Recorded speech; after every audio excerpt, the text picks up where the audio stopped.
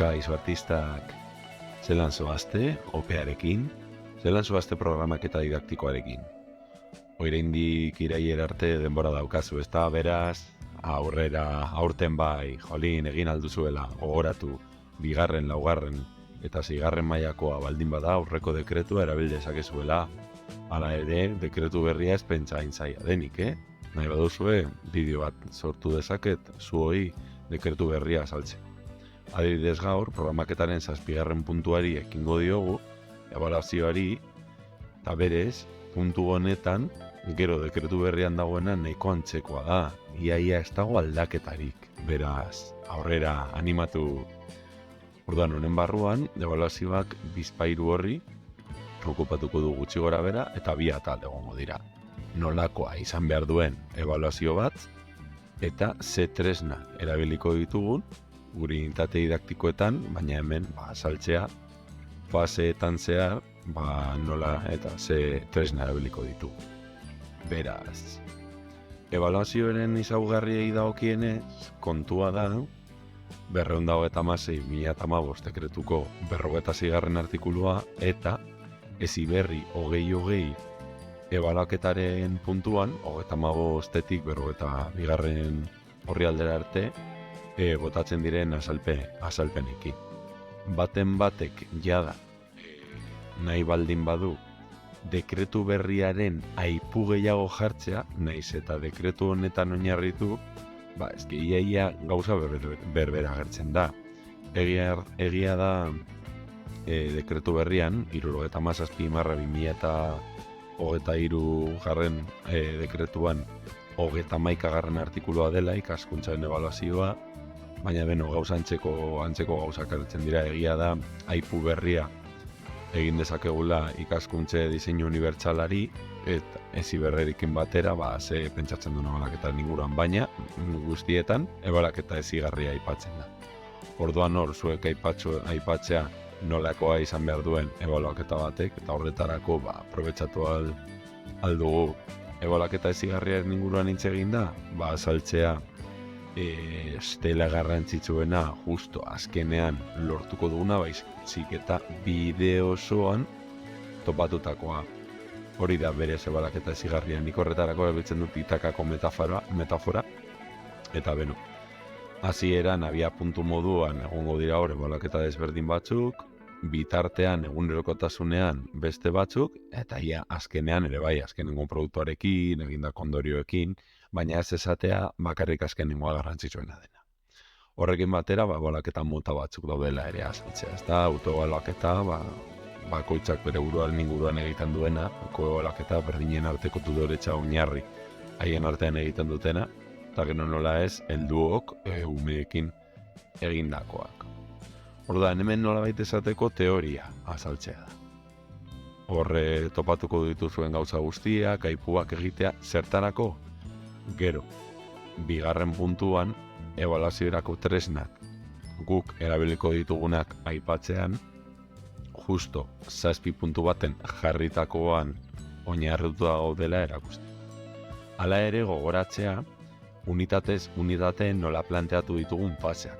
Planteamendu hau, ziurraski 6.4 ebaluazio irizpideak lorpenaren atalean agian azaldu duzue edo aipatu duzue behintzat gainetik zer den ebaluaketa hezigarria, eta komentatu duzuen edo azaldu duzue zeintzuk diren fase desberdinak, nola planteatuta dauden unitateak. Hemen berriro gogoratzen baduzue, gogoratzea hori.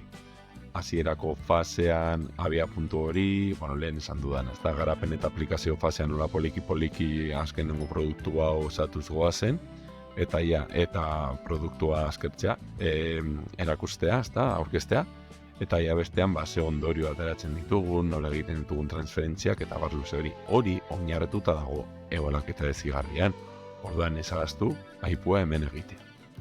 Orduan, 7.2 planteatzen duena da, zuek ez jartzea unitate guztietan jartzen dituzuen tresna guztiak baizik eta azaltzea nola unitatez unitate, fasez fase, ebaluatzen duzuen, eta ziurrazki unitate gehienetan eskema berbera jarraituko duzue.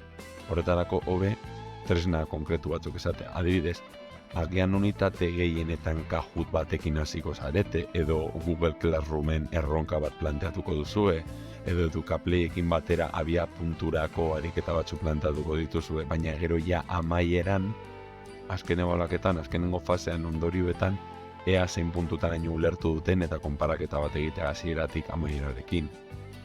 Edo agian egunerokotasunean planteatuko dituzue dinamika antzekoak. Horregaitik, hemen azaltzean nik egingo nukeena litzateke, esatea nola hori, ezta? Fasez fase, planteatuko ditugun tresna horiek. Gogoratu hemen programak eta didaktikoa idazten ari garela. Hemen azkenean ezin ditugu hainbeste horri alde eta gauza idatzi.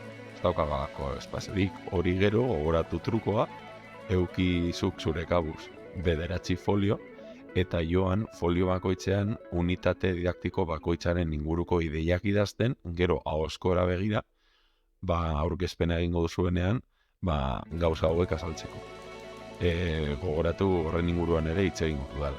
Eta gero ja zer azaldu behar dut hemen, dinamika batzu zen, foroaren dinamika, dianarena, edozein momentutan nahiek ebaluatzen dute, eta esaten dute, zenbat eta hurbilago orduan eta hobeto, eta aldrebez hori atean jartzen dena. Eta dozein dinamika eginda, klase amaieran ume bakoitzak bere gometza, edo haiek jakin gabe anonimoa, gometz bat hor jartzea, eta orduan jakingo dugu, ea zein puntutaraino izan den errekastatxua guk egindako ekintza. Gero bestea betikoa da, ez da kuadernoa, portfolioa, ikusi eta ez dakitzeo zer galdetzeko duzuen, agian interesgarri egiten zaizuenik honako aplikazio baten bat azaltzea, batzuk azalduta ditut, beste batzuk bideoak igo ditzaket zuek iruzkinetan, emailen edo mezu pribatu bat bidalita azalduan dut, Hori bai, Life Worksheets izugarri gustatzen zaitze hortik fitxa interaktiboak sortzen ditugulako ebaluaketa zuzena ematen dutena eta horrela. Nik adibidez, gogoratzen naiz 5., 6. mailan astero holako fitxa batzuk planteatzen dituela eta orduan haiek astean zehar egiten zituzten eta horrela hori bitarteko balaketa bat egiten nuen. Horrekin batera Kahoot gauza bera bitarteko balaketa bat ere egiten nuen egunerokotasunean, baina nik Kahoot batez ere agian normalean planteatuko zuena da hasieran egindako Kahoota eta amaieran, ez da nik lehen esan dakoa, edo rubrikak egunerokotasunean egindakoak.